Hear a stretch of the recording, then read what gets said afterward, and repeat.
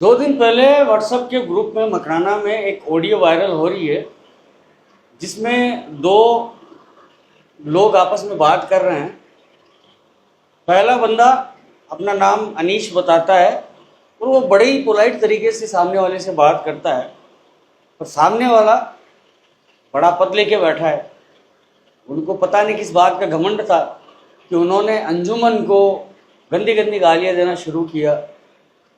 यहाँ तक कि अंजुमन तो छोड़ो, उन्होंने शरीयत तक को गालियाँ देना शुरू कर दिया। तो भाई मुझे एक बात बताइए, आप ये जो चीज़ आप अपने मुंह से निकालते हो, और ये सिर्फ उन्हीं की कहानी नहीं है, ये पूरे मकराना की कहानी है कि मकराना का हर दूसरा इंसान इसी भाषा से सामने वाले का इस्तकबाल करता है, चाहे वो बड़ा हो चाहे वो छोटा हो, सभी की भाषा इसी तरह की है।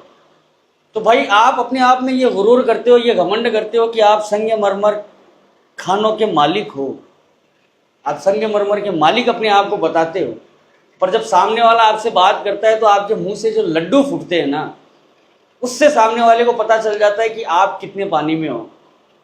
मैं मेरे सभी युवाओं से जो मेरा ये वीडियो देख रहे हैं, जिन जिन तक भी मेरा ये वीडियो पहुंच रहा है, उन सभी से मैं ये कहना चाहता हूं कि आप अपनी भाषा, आप अपनी लैंग्वेज को जितना साफ रखोगे, आपके बिजनेस में, आपके कारोबार में, आपके रिलेशन में, आपके रिश्तों में उतनी ज़्यादा मिठास आएगी। आप जितना मिठास से बात करोगे, सामने वाला भी आपसे उतनी मिठास से बात करेगा।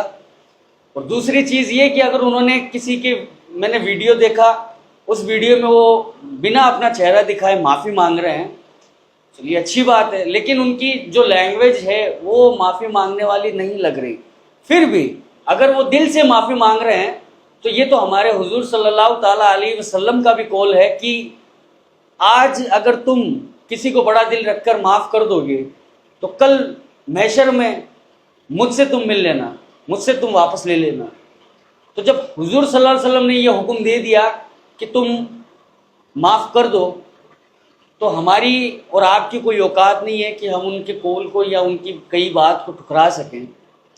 भाई आपने शरीयत को गाली दी है, चलिए हम लोग इंसान हैं, हम लोग आपको माफ़ कर देंगे, पर शरीयत के कानून को आपने कितना छोटा समझ लिया, कितना छोटा बना दिया। आज हिंदुस्तान में जो भी मुंह उठाता है हुजूर सल्लल्लाहु अलैहि वसल्लम की शान में गुस्ताखी कर देता है। अब हमारे ही लोग उन्हीं की शरीयत पे उंगली उठाते हैं, उन्हीं की शरीयत को गाली देते हैं। कहाँ तक सही है यार। लेकिन फिर भी अगर ये दिल से माफ़ी मांग रहे हैं तो ये आप और हमारा फ़र्ज़ है कि आप उनको माफ़ कीजिए और दिल बड़ा रखिए। बाकी उनकी जो सज़ा मुकर्रर है शरीयत में, शरीयत को उन्होंने गाली दी है, उनकी जो सज़ा मुकर्रर है वो उनको मिलकर रहेगी। और मैं अपनी बात बता दूं, पिछले 6 सालों से मैं मकराना में रहने लगा हूं। मकराना में रहने से पहले मैं खुद इस बात का गवाह हूं कि मेरी जो लैंग्वेज थी, मेरी जो भाषा थी, बड़ी शानदार भाषा थी। मैं सामने वाले से बड़ी मिठास से बात करता था।